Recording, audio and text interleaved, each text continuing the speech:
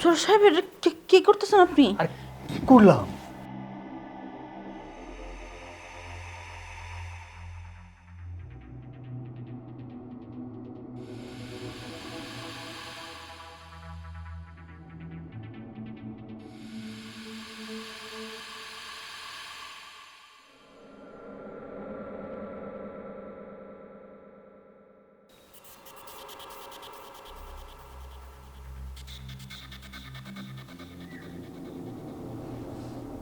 কে?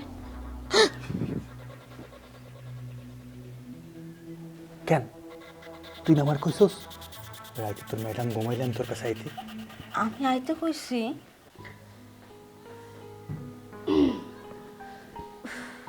কি ব্যাপার, রাত তো অনেক হয়েছে, এখনো ঘুমাওনি? আরে ঘুম আসতেছিল না তাই বসেছিলাম। বসেছিলা কেন? কিছু নিয়ে টেনশন হচ্ছে? আরে না, আমার বা কিসের টেনশন হবে? টেনশন তো শুধু তোমাকে নিয়ে। আমি তো সবসময় তোমাকে নিয়েই ভাবি, তুমি কেমন আছো, কি অবস্থায় আছো। সত্যি তোমাকে নিয়ে খুব টেনশন হয় আমার। ও, এই জন্য মন খারাপ করে বসেছিলাম? না, অপেক্ষা ছিলাম তুমি কখন আসবা। আচ্ছা, তোমার কি খারাপ লাগতেছে? খারাপ তো একটু লাগবেই, সময় হয়ে আসতেছে, খারাপ তো লাগবেই। আচ্ছা ঠিক আছে, সকালে তো তোমার অফিস আছে, তাড়াতাড়ি ঘুমাই পড়ো। হ্যাঁ, তুমি শুয়ে পড়ো, আমি তোমার মাথায় হাত বুলিয়ে দিই। আচ্ছা ঠিক আছে। আচ্ছা, আসো আসো, এটা বালিশ ঠিক করে দিচ্ছি। এই যে এখানে শো, সাবধানে সাবধানে। পাটা ওদিকে নাও। এই তো, হ্যাঁ, সবাই মাথায় হাত বুলিয়ে দিতেছে, ঠিক আছে? আচ্ছা।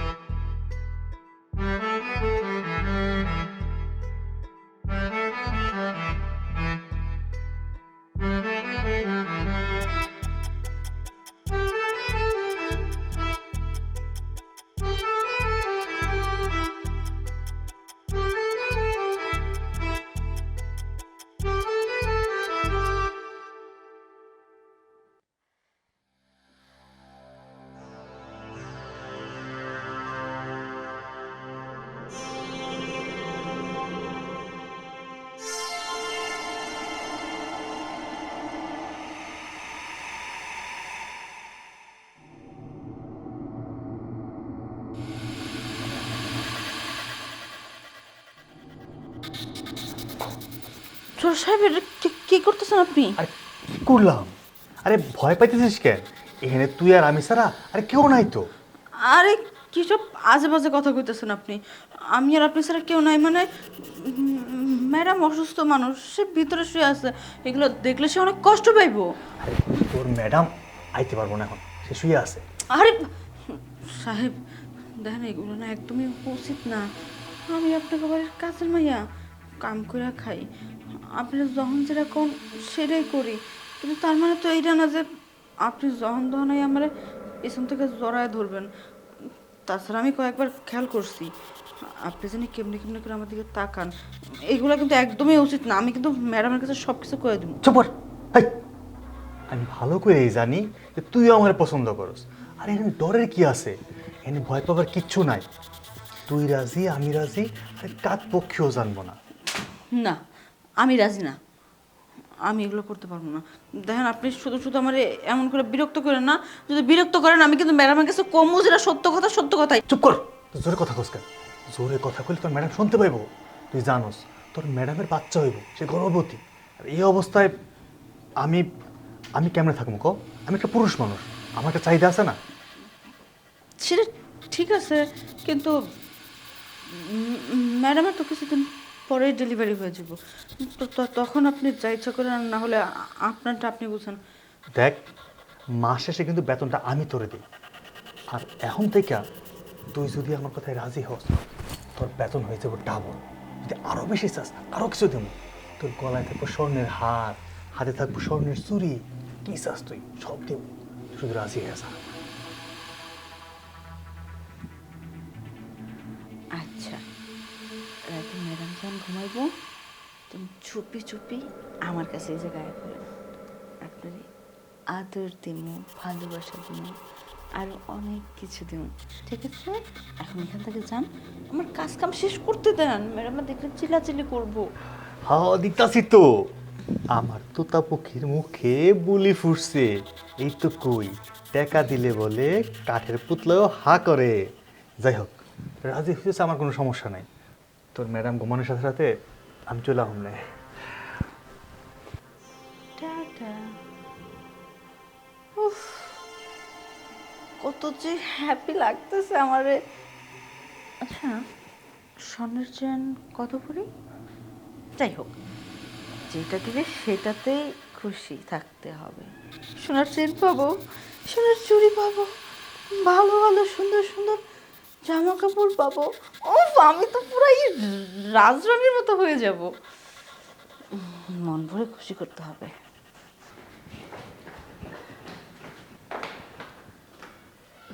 ভাবি, তোমার লগে আমার কিছু কথা আছে। কি কথা? জানি তুমি বিশ্বাস করবো না, তারপরেও বলতে গেলে তো একটা নিজের দায়িত্ববোধ আছে। সেই কথাটা আমার যেমনি হোক তোমার বলতেই হইব। কি বিয়ে একটা করে ফেলছো মনে হয়, তাই না? না ভাবি, বিষয়টা আমারে নিয়ে না, বিষয়টা আপনার এই ঘরে। বিষয়টা আমার এই ঘরে কি হয়েছে? ভাবি, আমি যেটা দেখছি, ভাই আছে না, আপনার ঘরের কামের মায়ের লগে ফুষ্টি নষ্টি করতেছে। নিজের চোখে দেখছি ভাবি। কি সব বাজে কথা বলতেছো? আমার হাজবেন্ড কেন কাজের লোকের সাথে ফুষ্টি নষ্টি করবে? ভাবি, আপনার বিশ্বাস হইতেছে না? যদি বিশ্বাস নাই হয় তাহলে এক কাজ করেন, আপনি আপনার জামার দিকে নজর রাখেন, তাহলে দেখবেন আমার কথাটা আপনার একদিন না একদিন ফলাইব। দেখো, তুমি এমন একটা কথা বলো আমি কখনো আশা করিনি। আমার বিয়ের বয়স প্রায় 5 বছর। এই 5 বছরের মধ্যে কখনো আমি দেখিনি একটা মেয়ের দিকে মাথা উঁচু করে দাঁড়ায় কথা বলতে। আর তুমি তার নামে এলিগেন্ট দিতেছো। এমনিতেই আমি কষ্টে আছি, তুমি এই সময় আমার সাথে এরকম মিথ্যাচার করো না প্লিজ, দয়া করে। ভাবি, আমি জানি আপনি এই কথাটা বিশ্বাস করবেন না, কারণ আপনার জামাইরে তো আপনি একদম ফেরেস্তার মতো মনে করেন। আপনি একটু খেয়াল রাখেন।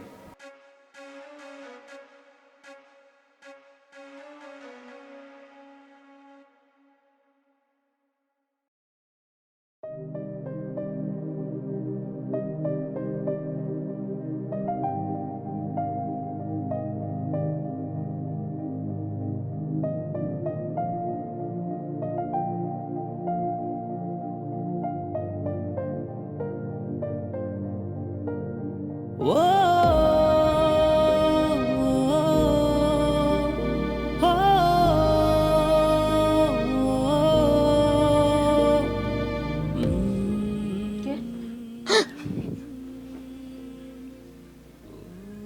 কেন তুই না আমার কইছস রাইতে তোর ম্যাডাম ঘুমাইলাম তোর কাছে আইতে? আমি আইতে কইছি, কথা কইস না, তোর ম্যাডাম জেগে যাবো কিন্তু। কিন্তু আপনি এখানে কেন এত রাইতে? আমার শোরুমে আমি- লেগাইছেন? আমি হেন কেন মানে? দিনের বেলা কইছস না রাইতের বেলা তোর ম্যাডাম ঘুমাইলে আমি যেন তোর কাছে আহি? ও, আমি কইছি। বুঝলা গেছিস এর মধ্যে? আসলে সারাদিন এত কাজ করি, কাজ করতে করতে না নিজের খাওয়ার সময় ভুলা যাই। মাঝে মাঝে অনেক কথাই মনে থাকে না, ভুলা যাই। হ্যাঁ তাই তো, সারাদিন এত কাম করস, তোর হাতগুলো কেমন হয়ে গেছে। শোন, তোরে আমি এই হাতের জন্য ক্রিম এনে দিব। হাতগুলোতে ক্রিম দেওয়ার পরে দেখবি কি সুন্দর হয়ে গেছে। আপনি গায়ের মধ্যে হাত দিলে কেমন জানি করে আমার। আর কত কিছু করবো। এই দেরি করবি, সময় তো কম, চল তাড়াতাড়ি করি। কিন্তু এখন করতে পারবো না।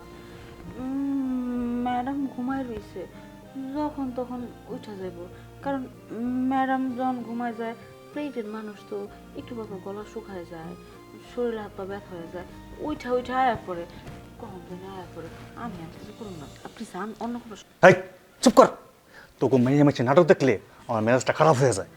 দিনের বেলা কত সুন্দর করলো, স্যার ম্যাডাম ঘুমাইলে আপনি আহেন, এখন আইসি সে এখন পারবো না, এখন তো পারবো না লাগবে। বুঝেন না কেন, আমার তো ভয় লাগে। রে বাবা, ম্যাডাম যে চেতি অনেক রাগ করে, আমার ডর লাগে যদি দেখে লাই সর্বনাশ, আরে আমার দেখবো এতে না। বাইরে করে দিব। বুঝেন না কেন? দেখবো না কইলাম তো, দেখবো না। তুই তাড়াতাড়ি কর, তাড়াতাড়ি আমার দিয়ে, একটু পরে আবার তোর ম্যাডাম উঠে দেবো, আমি তাড়াতাড়ি কাম সেরাতাম গা।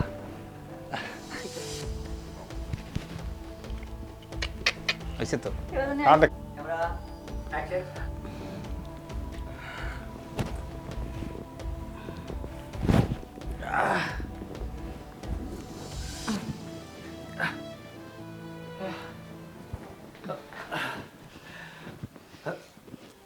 কে এগুলা?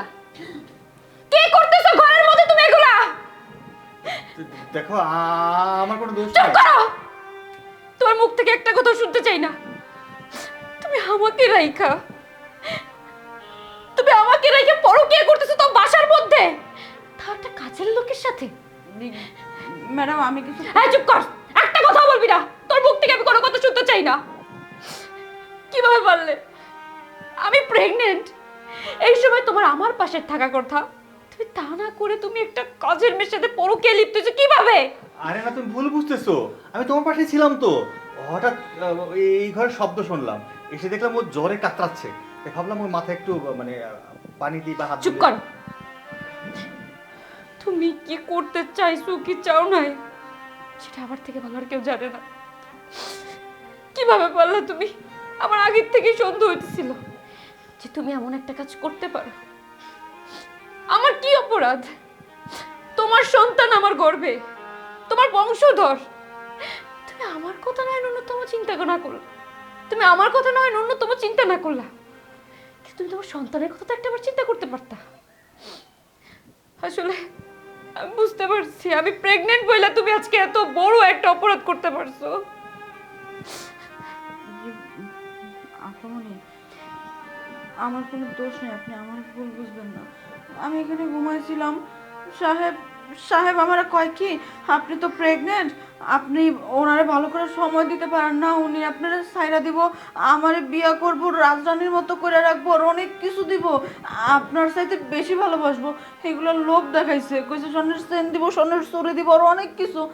আমি আর লোভে পড়ে রাজি হয়ে গেছিলাম। আসলে আবামনি আমার মাফ করে দেন, আমি তো ইচ্ছা করে করি না, সে তো আমার জোর জুলুম করছে। আমি মিছা কথা, হেই আমি তোর কখন থাক। জোর করছি? আর লুকাইতে হবে না, আমার কাছে আর কোনো কথা লুকাইতে হবে না। আমি বুঝতে পারছি তোমার আমার ভালো লাগে না, তাই তো? তুমি চাইতেছো এখন অন্য কোনো মেয়েকে বিয়ে করতে, ঠিক আছে? কিন্তু একটা কথা, আমি তোমার জীবন থেকে চলে যাব, কখনো আসবো না, কিন্তু আমার সন্তান জন্ম নেওয়ার পরে কোনোদিনও তুমি সন্তানের বাবা দাবি করতে পারবে না, এই কথাটা তুমি মনে রাখবা। আরে তুমি কি বলতেছো না বলছো, আমার কথা শোনো, আমি কোনো কে শুনবো? কে শুনবো? তুমি আমাকে বুঝাবা? হ্যাঁ, আমি চোখ দিয়ে যেটা দেখছি সেটা কি মিথ্যা ছিল? আমি ভুল করে বলেছি, আসলে আমি শয়তানের পাল্লায় পড়ে গেছিলাম, আমার দিয়ে মাফ করে দাও, আজ জীবনে এমন ভুল করুম না। আসলে আমার সামনে ও এমন চলাফেরা করে, আমি আসলে নিজেকে ঠিক রাখতে পারি না, আমার দিয়ে মাফ করে দাও। আজকের পর থেকে এই যে কান ধরছি, আর জীবনে এমন কিছু করুম না গো। আমার ওটাগত সন্তানরা আমার কাছ থেকে দূরে সরাই নিও না, তাইলে আমি কি নিয়ে বাঁচবো? শোনো, তোমার এই মেয়েটাকে আজকে ভালো লাগছে, আজকে আমি এই মেয়েটাকে বাসা থেকে বের করে দিলাম, কিন্তু ভবিষ্যতে বাইরে তো তোমার অনেক ফ্রেন্ড সার্কেল আছে, অনেক কলিগ আছে, তুমি তো তাদের সাথেও পরকীয়া লিপ্ত হইতে পারো। এটা তো আমাকে ঠকানো, তাই না? আচ্ছা, আজকে পর্যন্ত বিয়ে হওয়ার পরে এই বাড়ি থেকে আমি কোথাও গিয়েছি তোমাকে ছাড়া? কেন চাইনি? কারণ তোমার জন্য আমার প্রতি বিশ্বাসটা অটুট থাকে। কিন্তু তুমি আমার বিশ্বাসের কি মর্যাদা রাখছো বলো? তোমার সাথে সংসার করা যায় না। যে পুরুষ একটা বার বাইরের নারীর দিকে নজর দেয়, সেই পুরুষের সাথে আমি সংসার করবো না। এই যে তোকে বলতেছি, আমি তোকে অনেক আগেই বের করে দিতে চাইছিলাম, কিন্তু বের করিনি। ভাবছিলাম যে আমার এখন সময় হয়ে আসতেছে, আমার একটা লোকের দরকার আমার পাশে, তোর ভাইয়া কাজে থাকে। কিন্তু তুই এমন একটা কাজ করবি আমি কখনো ভাবতে পারি নাই। মেয়ে হয়ে একটা মেয়ের ক্ষতি কিভাবে করলি রে তুই? কোনো কথা শুনতে চাই না, বাসা থেকে বের হ, বের হ, বের হ আমার বাড়ি থেকে। কি হলো, বেরো। চুপ করো তুমি, তোমার কথা বলতে হবে না। নিজেই ছেলের বাপ নিজেই মার বাপ। আমি তোমার সাথে সংসার করবো না, আমি এক্ষুনি বাপের বাড়িতে চলে যাবো।